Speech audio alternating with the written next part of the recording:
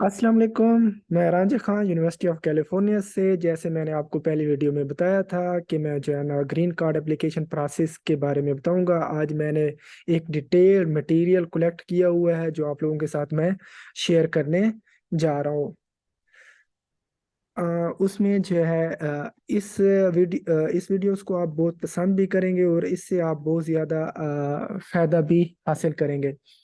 मैं इस वक्त अपनी लाइब्रेरी में बैठा हुआ हूँ और आज के जो टॉपिक मैं कवर करूंगा उसमें है सबसे पहले जो है ना brief introduction to green card application process है, और फिर मजीद डिटेल में जो टॉपिक कवर किए जाएंगे वो skill labour based green card process है। और लास्ट में कि जब आप कंपनी को टारगेट करते हैं तो किस तरीके से आप अपने सीवी को इम्प्रूव करें कि कंपनी वाले आपके सीवी को पिक करें। ये बहुत इंपॉर्टेंट है जो आप लोगों ने मिस नहीं करना कि मोस्टली एप्लीकेशन जो है ना वो रिजेक्ट हो जाती हैं। उसकी रीज़न ये है कि सीवी इम्प्रूव नहीं होती।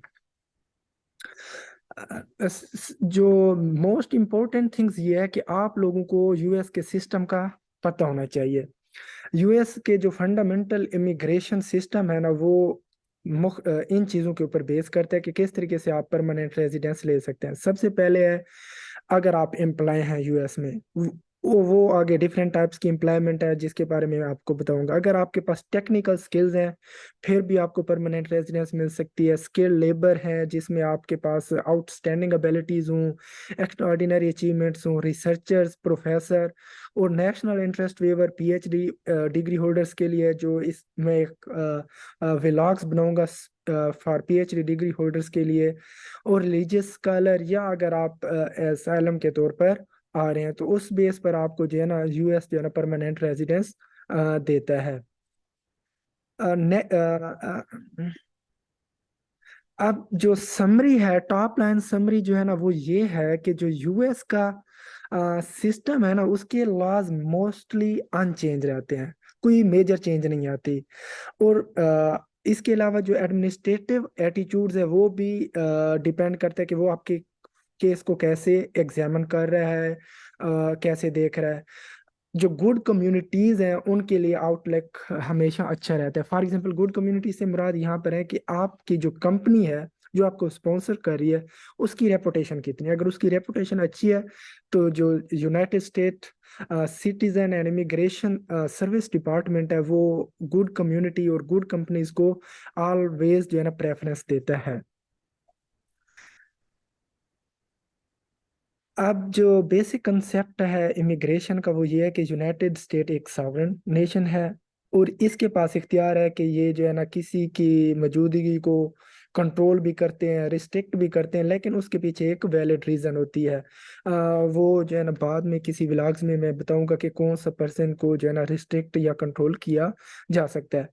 जो बंदा यूएस में आता है ना वो चार फेजेस में फॉल करता है। मोस्टली जो लोग आते हैं यूएस में वो टेम्परेरी नॉन इमिग्रेंट वीजे पर आते हैं, जिसमें जो है ना F1 है, J1 है, H1B है। ये वो वीजे हैं जो टेम्परेरी नॉन इमिग्रेंट हैं। फिर इससे जो है ना वो यूएस सिटीजन की तरफ भी मूव कर सकते हैं, परमानेंट रेजिडेंस की तरफ भी मूव कर सकते हैं। एक कलर ऑफ लॉ है वीजा टाइप, जो बहुत सारे लोग इसको नहीं जानते। ये उन लोगों को दिया जाता है जो ह्यूमैनिटेरियन बेसिस पर आते हैं। मतलब किसी को थ्रेट है अपने कंट्रीज में या उसकी कोई वैलिड रीजन हो तो इस बेस पर भी जो है ना वो यूएस में इंटर हो सकता है। अगर आपके पास परमानेंट रेजिडेंस आ जाता है तो उसके क्या फायदे हैं। सबसे पहले तो ये है कि आप अनलिमिटेड टाइम ड्यूरेशन के लिए यूएस में रह सकते हैं, आपके ऊपर कोई रिस्ट्रिक्शंस नहीं होती, कोई पाबंदी नहीं होती। दूसरा यह है कि आपको पास बेपनाह जो है ना एम्प्लॉयमेंट अपॉर्चुनिटीज मिल जाती हैं। आप कहीं भी किसी वक्त भी किसी जगह पर भी काम कर सकते हैं। दूसरा यह है कि आपकी जो है ना री एंट्री है, मैनी टाइम्स री एंट्री है, आपके ऊपर कोई पाबंदी नहीं है कि आपके लिए वीज़ा होगा या नहीं होगा। अगर मैं एग्जिट करूंगा तो फिर मुझे वापस इंटर नहीं होने दिया जाएगा। तो इन चीज़ों से आप ख़त्म हो जाते हैं ये सारी चीज़ें आपके लिए। जो है ना थ्री बेसिक चैलेंज हैं इमिग्रेशन में। सबसे पहले ये है कि सब्सटेंस, मतलब ये कि आप उनके जो यूएस के लीगल स्टैंडर्ड्स हैं उनको मीट करें। अगर आप का कोई पास ट्रैक ऐसे है आपने बॉर्डर को इलीगल क्रॉस किया है तो फिर आपके लिए मसला है। एजुकेटर है। इसके अलावा उसमें ये है कि आपका जो यूएससीएस का एग्जामिनर है, उसके एटीट्यूड भी डिपेंड करता है कि वो आपके केस को किस लेवल पर जाकर एग्जामिन कर रहा है, इन्वेस्टिगेशन कर रहा है। और जो फाइनल है टाइमलाइन है, उसमें कोटाज है, डिफरेंट कंट्रीज का कोटा है। आपका कंट्री कौन सा है वो मैटर करता है, और आपको प्रेफरेंस कितनी दी जा रही है, क्योंकि कुछ कंट्रीज हैं उनके जो लोग हैं उनको ज्यादा प्रेफरेंस दी जाती है as compared to some countries. अब जो परसेंटेज है ईच कंट्रीज के लिए वर्ल्ड वाइड, जो यूएस ने कोटा मुख्तस किया हुआ है ईच ईयर, वो है 1,40,000 लोगों को उसने एंट्री देनी है हर साल। अब उसमें 7% जो है ना वो ईच कंट्री का जो है ना कोटा जो है ना मुख्तस है, लेकिन इस 7% में जो है ना ऊपर नीचे होता जाता है, कुछ कंट्रीज को रिलैक्सेशन दी जाती है। आजकल जो है ना वो स्पेसिफिक बैकलॉग है इंडिया और चाइना के लिए। लाइक अगर इंडिया और चाइना वाले लोग परमानेंट रेजिडेंस के लिए अप्लाई करते हैं तो उनको 5 से 6 साल लग जाते हैं, क्योंकि उनके ऊपर बैकलॉग लगा हुआ बेस ऑन ऑलरेडी, क्योंकि उनकी पॉपुलेशन यूएस में ज्यादा है। और टोटल 5 सिस्टम्स हैं परमानेंट रेजिडेंस के लिए अप्लाई करने के, जो मैं आपको अगली स्लाइड में बताऊंगा। Individual of extra ordinary abilities, मतलब आपके पास कोई ऐसी एबिलिटीज हो, उसको आप सेल्फ पिटिशन कर सकते हैं। किसी कंपनी की जरूरत नहीं है, किसी की जरूरत नहीं है, आप पाकिस्तान में या कहीं से भी बैठकर आप सेल्फ पिटिशन कर सकते हैं। एडवांस डिग्री फॉरेन नेशनल, मतलब पीएचडी वाले हैं तो वो भी किसी भी कंट्री में बैठकर अप्लाई कर सकते हैं। ये वो सारी चीजें हैं जो मैं आप लोगों को नेक्स्ट व्लॉग्स में बताऊंगा। प्रोफेशनल, मतलब आपके पास स्किल्ड वर्कर लेबर सर्टिफिकेशन है, इसका एक प्रोसेस है जो आज मैं कवर अप करने जा रहा हूँ। या आप स्पेशल इमिग्रेंट्स हैं, मतलब रिलीजियस वर्कर्स हैं, या आप कोई सर्टन गवर्नमेंट वर्कर्स हैं। और फाइनली वो लोग भी एलिजिबल हैं जो यूएस में आकर इन्वेस्ट करना चाहते हैं, इन्वेस्टर्स। जो अब आज का जो टॉपिक जिसको मैं डिटेल में कवर करने जा रहा हूँ वो ये है कि अगर आपके पास टेक्निकल स्किल्स हैं, आप टेक्निकल लेबर में आपका शुमार होता है, तो आप किस तरीके से यूएस में आ सकते हैं। सबसे पहले ये है कि आप कंपनीज को टारगेट करें, उसकी एडवर्टाइजमेंट को चेक करते रहें। जैसी कंपनी की एडवर्टाइजमेंट है आप अप्लाई करें, तो वो आपके लिए लेबर सर्टिफिकेशन एप्लीकेशन अप्लाई कर देंगे। वो जैसे ही आपकी लेबर एप्लीकेशन सर्टिफिकेशन अप्रूव होती है तो आप एलिजिबल हो जाते हैं इमिग्रेशन के लिए। वो इमिग्रेशन क्या, आपने उसके लिए आप I-140 के लिए अप्लाई करना होता है। ये एक पिटीशन होती है जो जिसकी अप्रूवल से आपको एक सर्टिफिकेट मिल जाती है कि आप जो है ना अमेरिका में रह सकते हैं। फिर आगे आपका वीजा स्टेटस एडजस्टमेंट, आपको टेम्परेरी वीजा से परमानेंट वीजा में शिफ्ट कर दिया जाता है यूजिंग I-485 की एप्लीकेशन आपने इस्तेमाल करनी है। इसके लिए पॉलिसीज क्या है, सबसे पहले जो ये है कि आपने कंपनी की एडवर्टाइजमेंट हो, जैसी कंपनी की एडवर्टाइजमेंट हो आपने अप्लाई कर देना है। और वो जो आपका एम्प्लॉय है और जो कंपनी है वो ये बताएगी कि आपकी मौजूदगी जो है ना यूएस की लेबर मार्केट को नुकसान नहीं पहुंचाएगी। दूसरा, आप सबसे बेस्ट क्वालिफाइड एप्लीकेंट हो। वो डिपार्टमेंट ऑफ लेबर को बताएगा कि हमने इतने कैंडिडेट को स्क्रीन किया और उसमें से जो है ना ये वाला बंदा जो है ना बेस्ट क्वालिफाइड है। फिर उन एक और चीज है जो इम्पोर्टेंट ये है कि कंपनी को एविडेंस देना पड़ेगा कि वो जो आपको पे दे रहे हैं ना वो लेबर मार्केट के मुताबिक पे दे रहे हैं। उसमें बेनिफिट्स भी इंक्लूड है, इंश्योरेंस है, मेडिकल है। ये सारी चीजें एज ए प्रूफ आपकी कंपनी उनको प्रोवाइड करेगी कि इसलिए इस बंदे को हमने सिलेक्ट किया है। अब गुड पॉइंट्स क्या है इसमें, जो है ना ये जो प्रोसेस है ये कंजर्वेटिव है और सबसे रिलायबल पाथवे है कि आपको परमानेंट रेजिडेंस मिल सकती है। दूसरा, अ, इसके कुछ पिटफॉल्स भी हैं, वो ये हैं कि ये टाइम कंज्यूमिंग है। अगर आपकी कंपनी की एडमिनिस्ट्रेशन इनएफिशिएंट है और वो आपके केस को सही तरीके से हैंडल नहीं कर ली तो ये टाइम कंज्यूमिंग मजीद कर देगी। और सम कंपनीज जो है ना वो इस चीज से भी कतराती हैं कि उनको पेमेंट करनी पड़ती है जब आपको स्पॉन्सर करते हैं, जब आपके लिए वो इमिग्रेशन के लिए अप्लाई करते हैं तो कंपनीज को पे करना पड़ता है, तो वो इस चीज से भी थोड़ा सा घबराते हैं। और जो डिपार्टमेंट ऑफ लेबर है यूएस का, वो 12 से 15 मंथ ले सकते हैं, लेकिन आप अपने प्रोसेस को एक्सपेडाइट कर सकते हैं, मतलब आप रिक्वेस्ट कर सकते हैं। इधर फिर इंडिया और चाइना के लिए बैकलॉग है, मतलब इंडिया और चाइना वाले लोग अगर अप्लाई करते हैं तो उनको काफी ज्यादा टाइम लगता है, लेकिन पाकिस्तान वालों को स्टिल एज है इस प्रोसेस में। नेक्स्ट ये है कि अगर मैं आपको टाइम लाइन बताऊं तो केस प्रिपरेशन 102 मंथ ले जाता है, लेकिन अगर आपने ऑलरेडी मटेरियल कलेक्ट किया हुआ हो तो ये जो है ना आपका टाइम कम हो सकता है। प्रीवेलिंग वेज 8 मंथ्स तक की होती है जो डिपार्टमेंट ऑफ लेबर से अप्रूवल होनी है। रिक्रूटमेंट प्रोसेस 3 मंथ्स तक जाता है, लेकिन इसको कम किया जा सकता है। और जो सर्टिफिकेशन प्रोसेसिंग है वो 6 से 8 मंथ्स ले सकता है। फिर जो I-140 इमिग्रेशन आपने पिटिशन फाइल करनी है, अगर आप नॉर्मल फी के साथ जा रहे हैं तो वो 8 to 10 मंथ, लेकिन अगर आप प्रीमियम प्रोसेसिंग मतलब आप एक्स्ट्रा पे करते हैं तो वो 15 दिन में आपको डिसीजन दे देते हैं। और I-485 जो फाइनल स्टेप है ग्रीन कार्ड हासिल करने का, वो 5 से 12 मंथ लेता है। यहाँ पर फिर स्पेशल बैकलॉग है इंडिया और चाइना के लिए। सबसे बेहतरीन फायदा इसका यह है कि आपको फेस टू फेस इंटरव्यू नहीं देना पड़ता। सम टाइम कुछ लोग जो है ना फेस टू फेस इंटरव्यू में पजल हो जाते हैं या कंफ्यूज हो जाते हैं और वो क्वेश्चन आंसर सही नहीं कर सकते, तो इस वजह से भी उनकी एप्लीकेशन रिजेक्ट हो जाती है। लेबर एप्लीकेशन सर्टिफिकेशन प्रोसेस जो है ना वो उसके 5 स्टेप्स हैं। सबसे पहले जो आपकी कंपनी है वो जॉब डिस्क्रिप्शन और रिक्वायरमेंट डिपार्टमेंट ऑफ लेबर को भेजती है।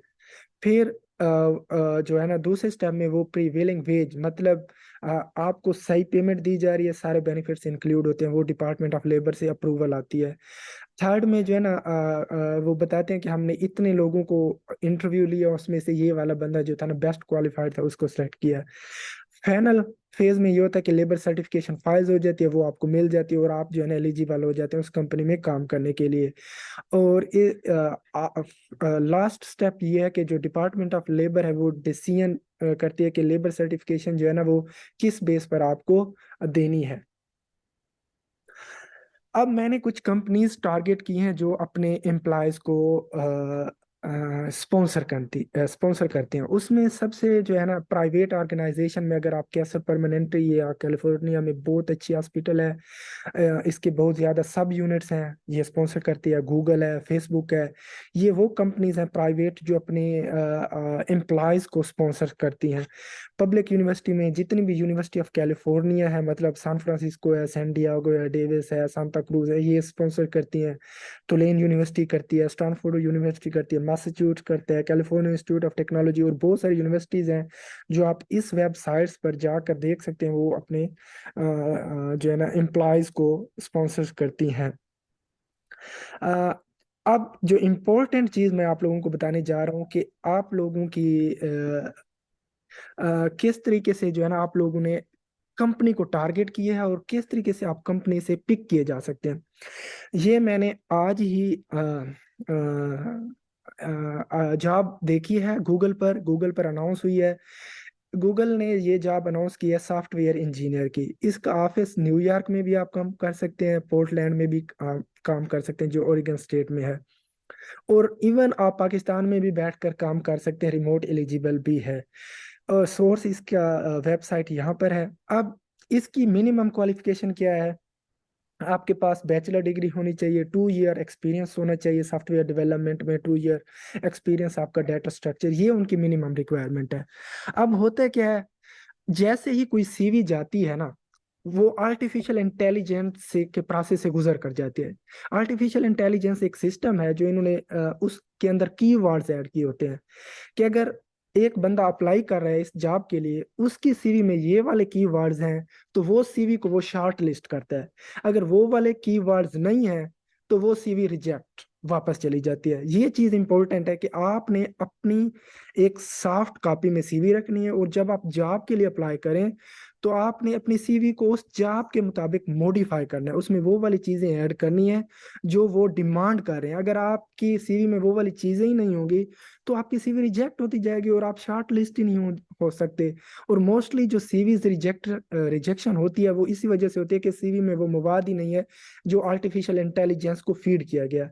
अब अगर मैंने इस जॉब को जो है ना देखा है, और इस जॉब में के जो मेन कीवर्ड्स हैं जो उनको चाहिए, ऐसा बंदा चाहिए जो स्टाइल गाइडलाइंस में एक्सपर्ट हो, जो कोड को चेक करने की एबिलिटी रखता हो, एक्यूरेसी रखता हो, टेस्टेबिलिटी में परफॉर्मेंस हो उसकी, और जो है ना डीबग को ट्रैक करने की और रिजॉल्व करने की एबिलिटी हो, और सिस्टम डेवलपमेंट कोड की एबिलिटीज हो। ये इसके कीवर्ड्स हैं। अगर आपकी सीवी में ये वाले कीवर्ड्स ही नहीं होंगे तो ऑफ कोर्स आपकी सीवी आर्टिफिशियल इंटेलिजेंस पिक ही नहीं करेगा, आप शॉर्ट लिस्ट ही नहीं होंगे, और आप इंटरव्यू के लिए आपको कॉल नहीं आएगी। अब नेक्स्ट जो स्लाइड है उसमें ये है कि आपकी जो सीवी है वो किस तरह से होनी चाहिए जो आर्टिफिशियल इंटेलिजेंस पिक करता है। ये एक एग्जाम्पल है जो आर्टिफिशियल सिस्टम को एक्सट्रैक्ट अट्रैक्ट करती है कि आपकी सीवी को वो सिलेक्ट करता है। बहुत सारे लोगों से कन्वर्सेशन के बाद मुझे ये मालूम हुआ है, उन्होंने कहा 1 page CV is the best CV जो आर्टिफिशियल सिस्टम पिक करता है। उसमें सबसे पहले आपने अपना नाम देना है, नो नीड ऑफ कि आपकी वल्दियत क्या है, आपका एड्रेस क्या है, आप कहाँ रहते हैं, किसी चीज़ की देने की ज़रूरत नहीं है। नाम दें, आप अपना ओहदा दें, मतलब ये बंदा से रिप्रेजेंटेटिव है, आप जो है ना डाटा एनालिस्ट हैं, कोडिंग करते हैं, या जो भी आप काम करते हैं, आप वो एक शॉर्ट टाइटल अपने नाम के नीचे दे दें। फिर आपने अपना फ़ोन नंबर, ईमेल और लिंक्डइन यहाँ पर ज्यादा ऑथेंटिक मानी जाती है, और आपने छोटी सी डिस्क्रिप्शन देनी है। ऑब्जेक्टिव, वो ऑब्जेक्टिव इस तरह से हो कि जो जॉब अनाउंस की गई है उससे मैच करता हो, जो आर्टिफिशियल सिस्टम को अट्रैक्ट करेगा। फिर आपने एक्सपीरियंस देना है कि आपके पास कौन कौन सा एक्सपीरियंस है, शॉर्ट शॉर्ट कीवर्ड्स में। बहुत ज्यादा डिटेल में लिखेंगे तो आर्टिफिशियल सिस्टम जो है ना बहुत ज्यादा कीवर्ड्स उठाएगा, जितने ज्यादा कीवर्ड्स वो उठाएगा उतनी आपकी जो है ना सीवी वो रिजेक्शन होती जाएगी। और एजुकेशन में आपने अप टू डेट एजुकेशन बतानी है, no need of intermediate, matric, anything, just bachelor और मास्टर। अगर आपने मास्टर किया तो बैचलर को भी इग्नोर करें और मास्टर के बारे में लिखें। सबसे इंपॉर्टेंट, स्किल्स। आपने स्किल्स को आ, वो स्किल्स ऐड करने हैं जो जॉब वाले ने मांगे हुए हैं। ज्यादा स्किल्स ऐड करेंगे जो जॉब वाले ने मांगे हुए नहीं है तो वो ज्यादा कीवर्ड्स आपकी स्किल्स में ऐड होंगे। जितने कीवर्ड ज्यादा होंगे, मैंने आपको पहले भी बताया, तो आर्टिफिशियल जो सिस्टम है आपकी सीवी को रिजेक्ट कर देगा। जैसे कीवर्ड्स एक जो है ना सेल्फ डेफिनेशन कीवर्ड्स होना चाहिए। अगर आप उसके बारे में मजीद बताना चाहते हैं कि उसमें कितनी आपकी एबिलिटी है तो आप उनको ऐसे हाईलाइट कर सकते हैं। उसकी डिटेल ना दें, डिटेल जितनी देंगे तो वो आर्टिफिशियल सिस्टम वो उसको जो है ना रिजेक्ट करना शुरू कर देगा। और लैंग्वेज, दैट्स ऑल। ये चीज है जो है ना आप लोगों को जॉब कंपनी वाले जो है ना देखना चाहते हैं। जब आप शॉर्ट लिस्ट हो जाते हैं फिर इंटरव्यू में आपने इम्प्रेस करना है। तो उसके लिए मैं इंशाल्लाह नेक्स्ट ब्लॉग में आप अपना इंटरव्यू कैसे इम्प्रूव कर सकते हैं, और उसके लिए कौन कौन सी चीज़ें हैं जो आपके इंटरव्यू को सक्सेसफुल बना सकते हैं वो बताऊंगा। और मजीद वीडियो में मैं नेशनल इंटरेस्ट वेवर जो पीएचडी के लिए हैं स्पेसिफिक लोग, उनके लिए कौन सी कंपनीज हैं जो यहाँ पर उनके केस को प्रोसेस करती हैं। और बहुत सारे लोग ये समझते हैं कि अगर हम अमेरिका में होंगे तो हम अप्लाई कर सकते हैं। नो, जो पीएचडी होल्डर है वो कहीं से भी बैठकर अप्लाई कर सकता है। उसके लिए कौन कौन सा मटेरियल चाहिए उसकी डिटेल्स के साथ मैं हाजिर हूँगा। और इंशाल्लाह सून मैं आजकल देख रहा हूँ कि वीज़ा रिजेक्शन बहुत हो रही है एम्बेसी में। उसकी मेन चीज़ ये है कि वहाँ पर आप लोग वो चीज़ें बताते ही नहीं जो काउंसलर सुनना चाहता है। तो उसके बारे में भी वीडियो इंशाल्लाह बहुत जल्दी अपलोड करूंगा। Thank you. आप इस मेरे यूट्यूब चैनल को सब्सक्राइब करें, लाइक करें, कमेंट करें, फीडबैक दें। और इंशाल्लाह सून जो है ना मैं व्हाट्सएप ग्रुप आप लोगों के साथ शेयर करूंगा जहां पर मैं जो है ना क्वेश्चन आंसर आप लोगों को दूंगा। ईमेल आईडी शेयर करूंगा, वहां पर आप जो है ना आप रेडी अपने क्वेश्चन मुझे सेंड कर सकते हैं और मैं वहां को आप लोगों को फीडबैक देता रहूंगा। Thank you. खुदा हाफिज।